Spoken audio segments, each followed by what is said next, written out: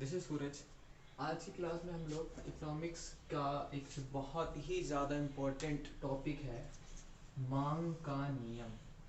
इसके बारे में हम पढ़ेंगे तथा इसकी मान्यताएं पढ़ेंगे। मांग का नियम जितना ज़्यादा इम्पोर्टेंट है उससे कहीं ज़्यादा उसकी मान्यताएं इम्पोर्टेंट है। मान्यता एक्चुअल में कहते किसे हैं, इसमें एक वर्ड आता है कि अन्य बातें समान रहने पर।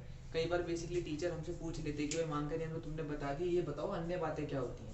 तो इसलिए आप इस वीडियो को पूरी देखना, तभी आपको समझ आ पाएगा कि मांग होती क्या है, मांग का नियम क्या होता है तथा मान्यताएं क्या होती है। तो सबसे पहले हम समझेंगे भाई मांग का नियम होता क्या है। डेफिनेशन है, अन्य बातें समान रहने पर, ये मैं आपको समझाता हूँ अभी।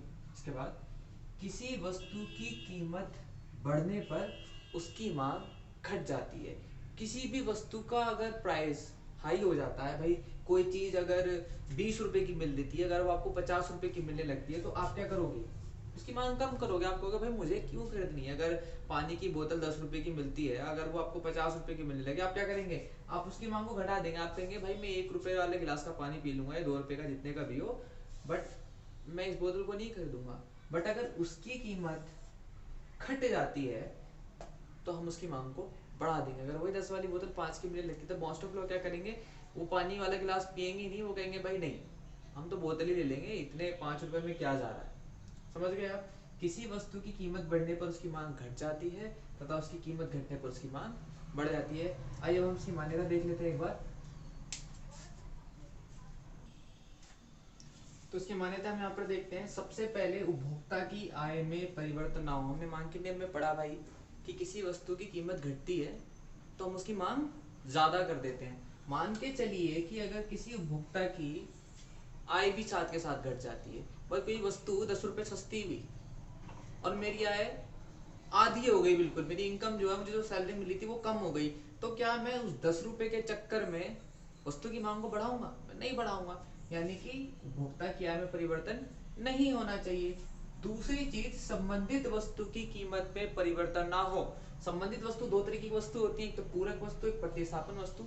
पूरक वस्तुएं वे वस्तुएं जिनके प्रयोग के बिना एक दूसरे का प्रयोग नहीं किया जा सकता। जैसे मैंने बोला पेन और इंक, अगर इंक की कीमत में परिवर्तन होता है तो पेन का प्राइस अपने आप चेंज हो जाएगा। प्रतिस्थापन वस्तुएं वे वस्तुएं होती हैं जो कि एक दूसरे के बिना प्रयोग नहीं, एक दूसरे के स्थान पे प्रयोग की जा सकती हैं। जैसे कि चाय और कॉफी। चाय और कॉफी में अगर बेसिकली चाय की कीमत में परिवर्तन होता है तो कॉफी की डिमांड पर अपने आप प्रभाव पड़ जाएगा। समझिए कि चाय सस्ती हो गई, चाय सस्ती हो गई तो बहुत सारे कस्टमर जो होंगे, कॉफी के कस्टमर चाय की तरफ चले जाएंगे। तो बेसिकली इनके प्राइस में चेंज ना हो। Got it. दूसरी बात, फैशन तथा रुचि में परिवर्तन ना हो। ये बहुत इंपॉर्टेंट होता है कि जब, जैसे आज के टाइम में आप देख सकते हैं कि अगर कोई चीज फैशन में आ जाती है, ट्रेंड में आ जाती है, तो उसका प्राइस चाहे कितना भी हो जाए, अगर कंज्यूमर को वो चीज लेनी है तो वो चीज लेनी है, अगर वो फैशन तथा इंटरेस्ट में आ जाती है। Got it. निकट भविष्य में वस्तु की कीमत में परिवर्तन ना होने वाला हो। अगर हमें पता चल जाए कि भाई ये चीज अभी तो 10 रुपए महंगी हुई है और कल या परसों में 20 रुपए महंगी हो जाएगी, तो आप क्या करेंगे, आज 10 रुपए प्राइस बढ़ा है, आप कोशिश करेंगे भाई मैं इसकी जो है ज्यादा वस्तु को खरीद लूं, उसकी ज्यादा मांग करने लगेंगे, क्योंकि आपको लगेगा कि भाई ये तो कल और महंगी हो जाएगी। तो आपको इस टाइम मांग के नियम से कोई प्रभाव नहीं पड़ रहा है, तो इसमें परिवर्तन नहीं होना चाहिए। निकट भविष्य में वस्तु के स्टॉक सामान्य हो।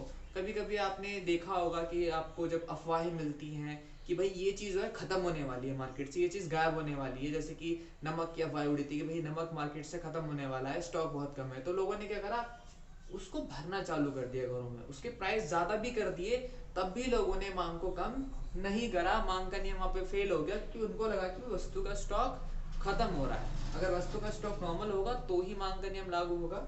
लास्ट में, मौसम में परिवर्तन ना हो।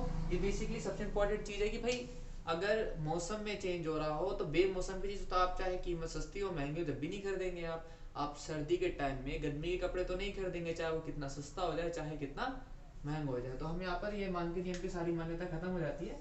यहाँ पे ध्यान रखिए कि क्वेश्चन को जरूरी नहीं कि वो मांग के नियम की मान्यता ही पूछेगा, आपसे क्वेश्चन ये भी कर सकता है कि अन्य बातें क्या होती हैं।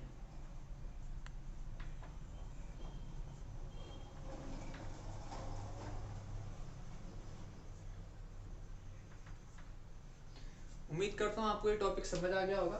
एक बार आप इसको नोट डाउन कर लीजिए। तब तक के लिए आप घर पे रहिए, सुरक्षित रहिए, और नेक्स्ट वीडियोस में हम इकोनॉमिक्स के कुछ अलग इंपॉर्टेंट टॉपिक करेंगे। Thank you.